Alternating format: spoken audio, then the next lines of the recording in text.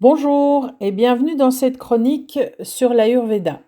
Je te propose aujourd'hui de faire un petit peu le topo de tous les massages ayurvédiques, notamment ceux qu'on propose dans notre centre et qu'on propose aussi dans la formation masseur ayurvédique dans l'école Jyotika. C'est souvent un peu difficile pour les gens de s'y retrouver par rapport à la description des messages, alors je te propose de te décrire massage après massage. Quel est le type de massage? Qu'est-ce que tu peux t'attendre à découvrir? Et surtout, quels vont être les effets sur le corps? Puisque bien sûr, le massage ayurvédique est avant tout un massage qui vise à recouvrir la santé et à faire circuler correctement l'énergie dans le corps et dans l'esprit, bien entendu. Ce qu'il faut comprendre sur le principe de l'Ayurveda, c'est que c'est une méthode globale. Donc, seuls les massages ne peuvent pas avoir des vertus thérapeutiques très très importantes sur un recouvrement de la santé. Par contre, ça va énormément aider le corps à se restaurer si tu suis un certain protocole de vie, comme des pratiques de yoga, de méditation et l'adoption d'une alimentation saine. Alors j'ai envie de te parler d'abord du massage qu'on appelle Pizzishil. Le Pizzishil, c'est une oléation qui vise à saturer la peau un maximum d'huile pour que, à travers la peau, l'huile pénètre, embarque les toxines qu'elles vont rediriger via les émonctoires comme le foie et les reins, et toutes les toxines vont pouvoir être mieux éliminées dans le corps. Donc le Pizzishil, c'est un massage assez rapide qui peut se faire à 2 ou à 4 mains et qui est pratiqué lors des panchakarma ou lors des cures. Ce n'est pas bien sûr le seul massage qu'on va pratiquer, mais c'est un massage qui est important, en tout cas qui est connu par les masseurs professionnels. Mais il faut savoir que pratiquer le massage ayurvédique demande d'avoir énormément de connaissances derrière au niveau théorique. Il y a des effets spécifiques sur le corps. Le deuxième massage dont j'ai envie de te parler, c'est le massage Abhyanga. C'est le massage qu'on va pouvoir pratiquer pour essayer vraiment de purifier très fort le corps pour quelqu'un qui a forcément un corps qui est prêt à vivre ça. Donc c'est un massage assez tonique dans lequel on va aller soulever les masses musculaires, faire beaucoup de pétrissage et surtout, de manière assez perturbante par rapport aux masseurs esthétiques, c'est que dans beaucoup de massages en Ayurveda, on va masser à l'inverse de la circulation sanguine. Alors il y aura toujours une manœuvre de chasse qui est en direction du cœur, mais il va quand même toujours y avoir un mouvement du prana, donc de l'énergie qui est usée, le prana usé vers les extrémités. Le massage Abhyanga va procurer au bout d'une heure de massage, bien sûr, un effet très relaxant, mais c'est un massage qui est assez tonique. Et il a pour vertu d'équilibrer ce qu'on appelle les vayus dans le corps. Donc les vayus, en fait, ce sont les différents vents dans le corps. Il y en a 5. Il y a Pranavayu, la circulation de l'énergie. Il y a Vyanavayu, donc ça c'est la répartition et la circulation à travers le corps de tous les autres vayus.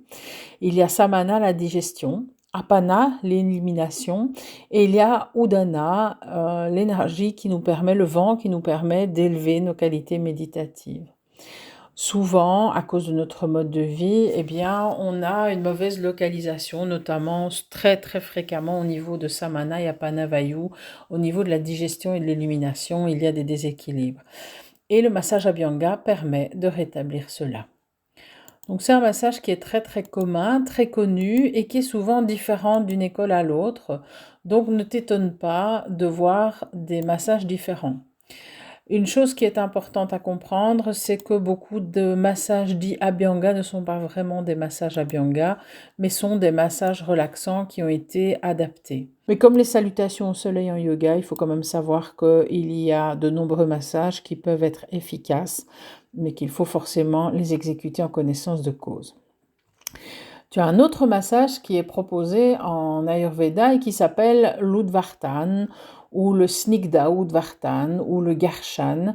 Et tous ces massages portent des noms différents parce qu'ils peuvent être pratiqués avec soit de l'huile, soit des pâtes gommantes, soit avec des gants de soie qu'on va utiliser pour exfolier la peau. Et la principale vertu de ce massage est d'aider à rétablir la circulation lymphatique et à éliminer les toxines qui sont superficielles et qui font que les tissus sont engorgés. C'est un massage qui est très doux et qui semble très superficiel, mais qui est primordial lorsque tu veux éliminer un excédent d'eau et de graisse dans le corps, donc notamment pour la perte de poids. Et si je le compare avec Abhyanga, Udvartan va être beaucoup moins invasif au niveau circulatoire. Donc dans le cas de problèmes de varices, etc., on va systématiquement s'orienter vers un Udvartan de manière privilégiée.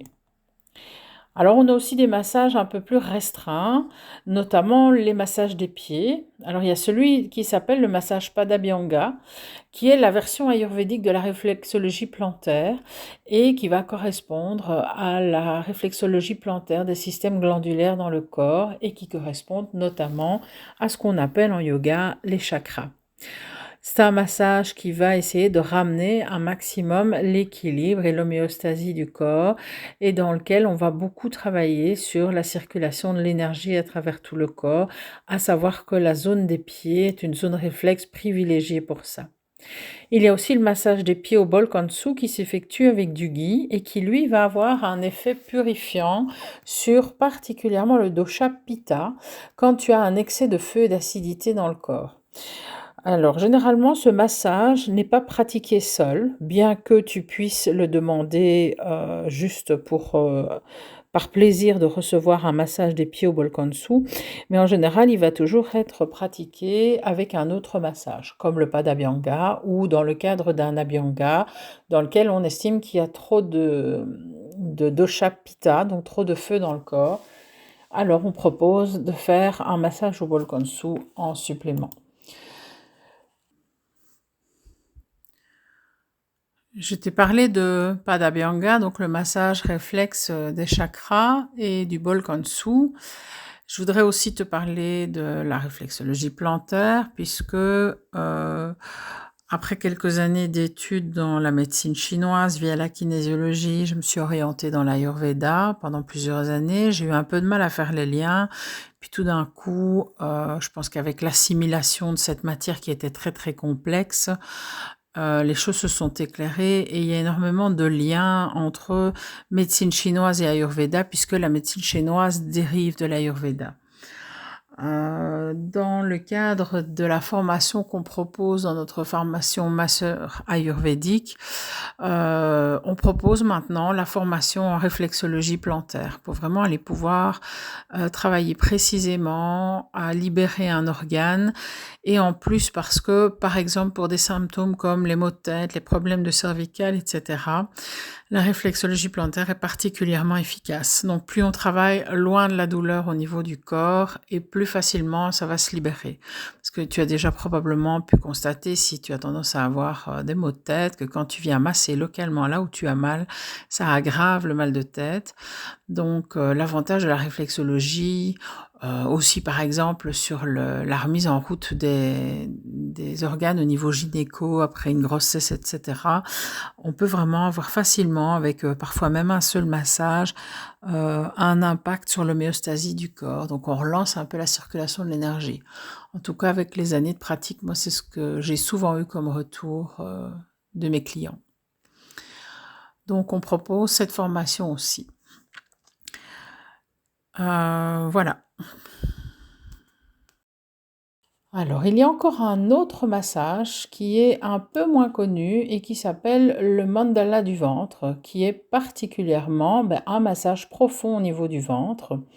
Dans notre école, on propose ce massage mandala du ventre, déjà pour rétablir la circulation de l'énergie, parce qu'on est en lien directement avec le centre d'énergie vitale. Et que le fait de faire ce massage profond du ventre en utilisant ce qu'on appelle la motilité, je t'en parlerai un peu plus loin dans ce podcast, va permettre souvent de libérer des émotions qui sont liées aux organes et de faire à nouveau recirculer l'énergie. D'ailleurs, très souvent, quand on commence à travailler donc, dans le mandala du ventre, on va avoir une réaction presque immédiate ou parfois un peu décalée des organes qui vont commencer à se mettre à travailler vraiment en direct et c'est assez impressionnant. Donc ce massage demande quand même assez bien d'expérience pour être pratiqué. Donc en général, il n'est jamais proposé aux élèves qui sont en première année de formation, mais on le propose plutôt dans le cadre des intensifs en massage. C'est un massage qui est très très intéressant, vraiment, pour travailler au niveau des mémoires dans le ventre. Le massage suivant que je vais te présenter, c'est le Shiroshampi. Le Shiroshampi, c'est le massage indien du crâne dans lequel on va travailler principalement les épaules, l'avant du thorax, la nuque et masser tout le crâne, stimuler tout le crâne, le visage, masser le visage par de grands effleurages. Donc c'est pas un massage spécifique du visage, c'est juste particulièrement stimuler l'énergie de prana et de Udana Vayu pour relancer justement les qualités d'énergie dans notre corps. Dans le massage Shiroshampi complet, donc celui qu'on pratique dans le centre de bien-être et qu'on apprend dans l'école, on va aussi apprendre à travailler sur les points marma, qui sont des points réflexes, dans lesquels souvent on va trouver des zones sous tension, des blocages, etc. Et on vient rétablir l'énergie, la circulation de l'énergie au niveau des points marma, de la tête particulièrement. Donc ce qui va travailler sur Udana et Pranavayu.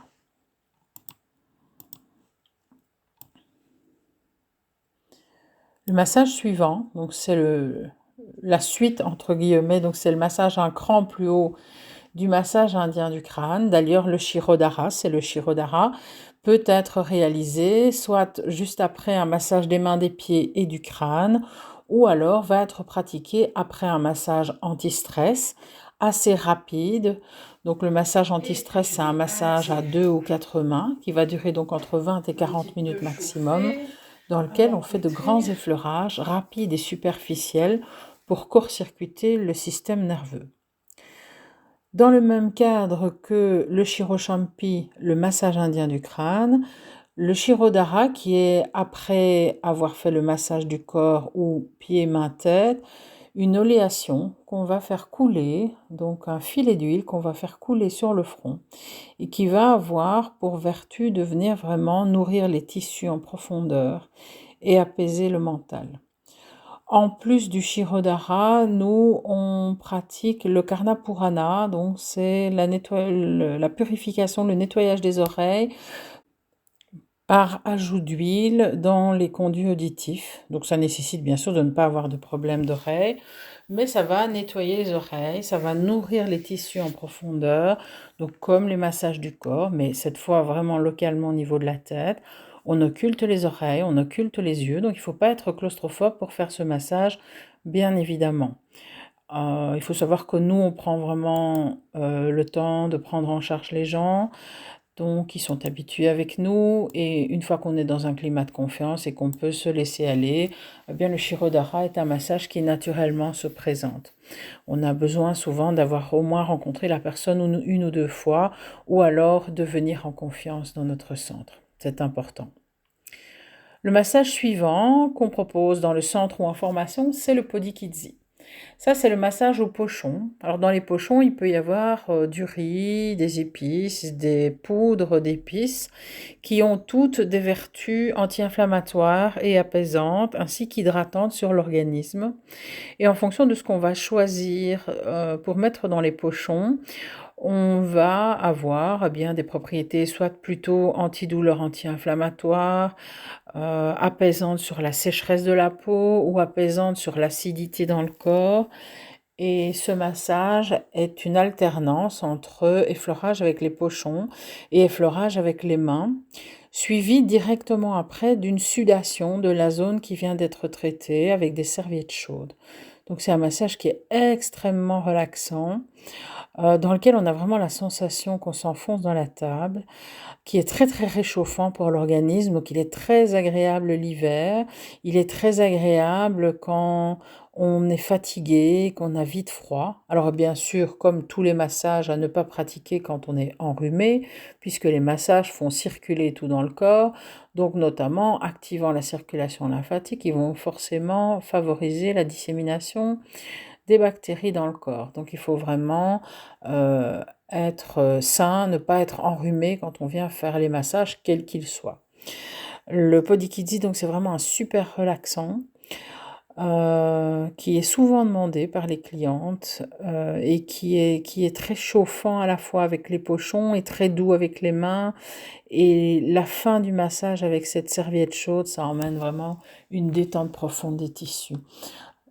Tous ces massages, bien sûr, que je décris maintenant, peuvent soit se faire ponctuellement, simplement parce qu'on a juste envie de se faire masser, de recevoir un massage bien-être, soit de se faire sous forme de cure. Je pense particulièrement au pochon, au shirodhara, sous forme de contrat dans lesquels on fait des cures et on change son alimentation avec un suivi ayurvédique derrière.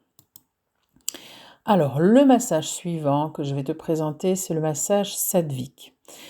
L'avantage de ce massage-ci, c'est qu'il peut être pratiqué sur une personne qui est habillée. Donc, il va aider particulièrement à reprendre contact avec le corps, surtout quand ce sont des gens qui sont un peu traumatisés, comme des gens qui ont été agressés ou abusés, etc. Ça ramène un peu les limites du corps. Donc, il va être excellent, que ce soit pour des personnes qui ont peut-être un excès de poids et qui n'ont pas la conscience de leur corps, comme pour des personnes qui ont beaucoup de troubles Vata ou des problèmes d'anorexie, etc., pour les ramener dans une qualité de circulation de l'énergie au niveau du corps et une conscience du volume du corps. C'est un massage très très méditatif dans lequel on va beaucoup travailler avec la conscience, avec des mouvements très très lents, très très conscients, dans lesquels on va venir rétablir l'énergie de zone en zone dans le corps et puis dans tout le corps. Si je pouvais le comparer aux autres techniques que j'ai pratiquées jadis et dont on entend souvent parler, c'est un mélange entre soit le massage habillé, soit le massage à l'huile, selon que la personne peut se déshabiller ou pas, et le massage comme les Reiki et autres types de techniques qui vont travailler très très fort sur l'énergétique. Ensuite, il y a Marma. Alors, Marma thérapie, c'est une formation, mais c'est aussi une formation qu'on fait quand on a déjà suivi une ou plusieurs formations en massage, parce que ça demande d'être déjà compétent en massage. Et quand tu viens dans notre centre et que tu reçois un massage Marma, on va toujours travailler Marma dans le cadre soit d'un Abhyanga ou d'un Udvartan ou éventuellement d'un autre massage ou du crâne ou autre, dans lequel on choisit de travailler certains marmas qui sont des carrefours énergétiques qui vont être souvent au bord des tissus comme les tendons, les muscles, sur les os, etc. et qui sont en Ayurveda des embouchures ou des croisements de nadis et qui sont des gros carrefours énergétiques dans lesquels souvent l'énergie est bloquée, ce qui provoque des dysfonctionnements et des douleurs dans le corps. Donc en travaillant au marma, on va venir rétablir la circulation de l'énergie. À nouveau, c'est un massage avancé qui demande d'être très très compétent. Donc malheureusement maintenant, il y a beaucoup de gens qui se forment à marma, mais qui ne perçoivent pas correctement l'énergie, par manque d'expérience, par manque de pratique ou parfois par manque de conscience. Parce que je tiens quand même à préciser qu'en tant que masseur ayurvédique, il y a un engagement à avoir un mode de vie dans lequel on va pratiquer le yoga et où on va essayer de viser à être dans l'état le plus sattvique possible.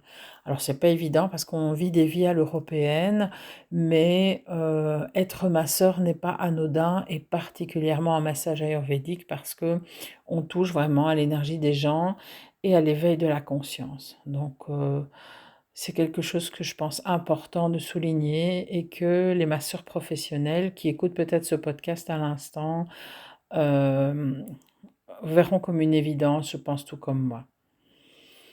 Alors, de quoi je peux te parler encore maintenant comme massage? Le massage Vishesh.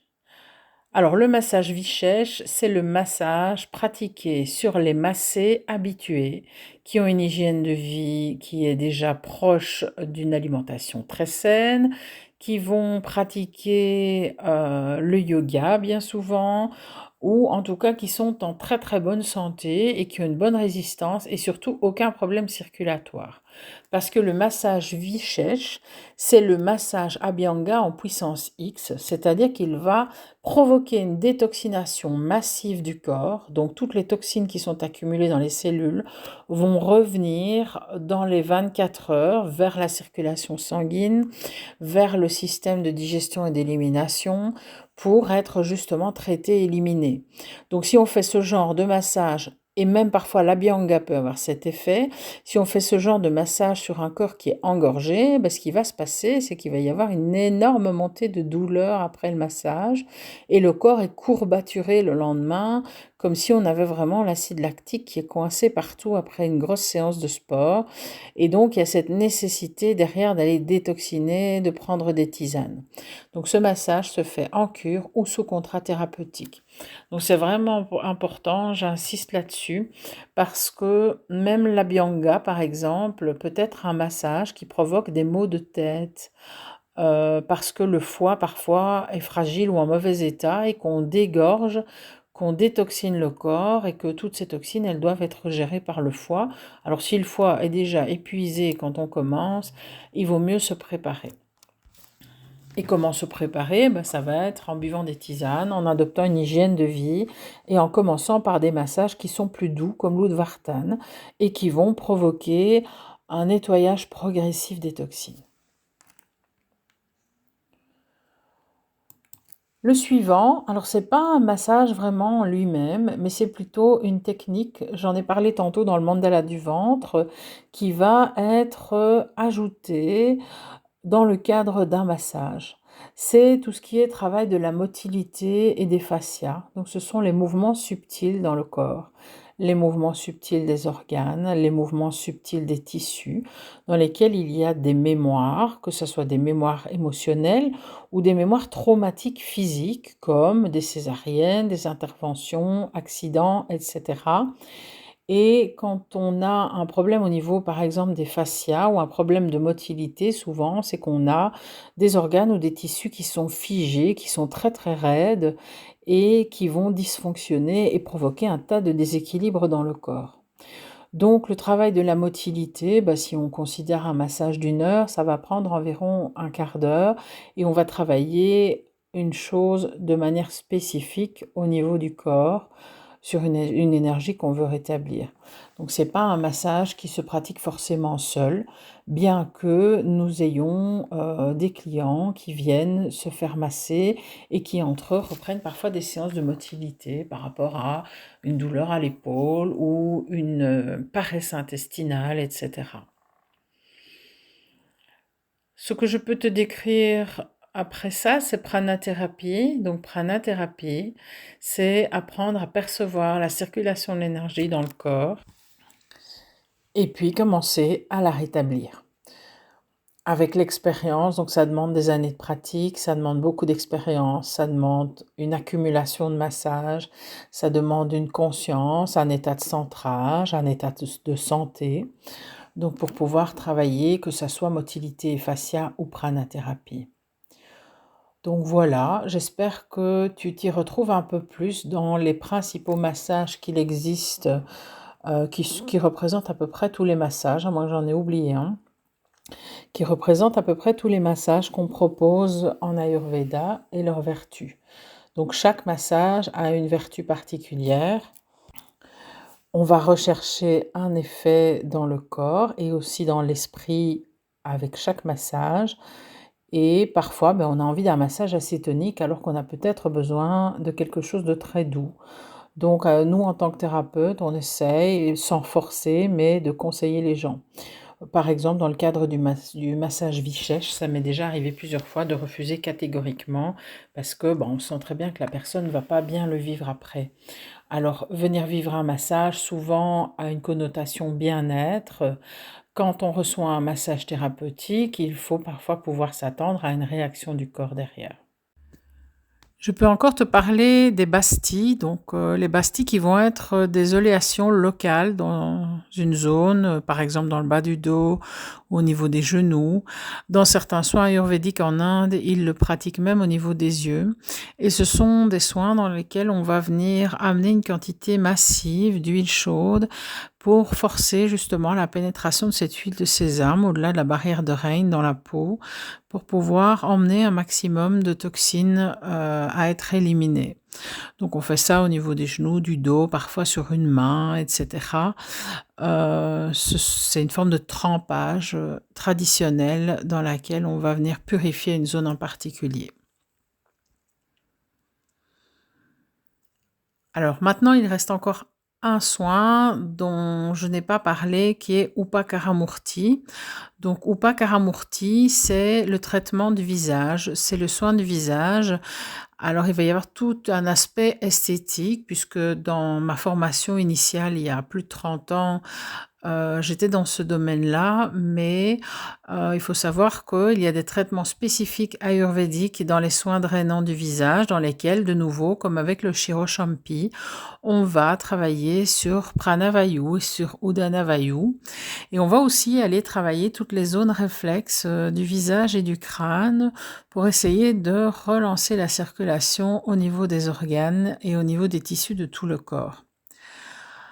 À ces techniques de massage manuel et de soins qui sont 100% naturels au niveau de tout ce qui est produit cosmétique, donc tout ce qui se met sur le visage dans Upakaramurti pourrait être consommé puisqu'on utilise uniquement des remèdes et des aliments comme des épices, des poudres, de la farine de pois chiche, etc. pour vraiment être au plus proche de la nature et du lien justement énergétique avec la nature, puisqu'à partir du moment où on va amener des produits chimiques qui ne sont plus assimilables par le corps, on va annuler l'effet des produits qu'on peut utiliser. On a la chance, grâce aussi au son, comme on peut le faire en relaxation, de pouvoir utiliser la lumière, puisque la lumière va favoriser la pénétration de ces actifs. Donc, dans les traitements que nous proposons, alors on ne le propose pas en formation, mais on le propose dans notre centre, on travaille aussi beaucoup la chromothérapie, puisque c'est important. Comme on utilise le son dans le yoga pour travailler sur l'équilibre énergétique, on peut utiliser les couleurs pour favoriser la pénétration au niveau de la peau et apporter justement ce qu'il manque à la peau.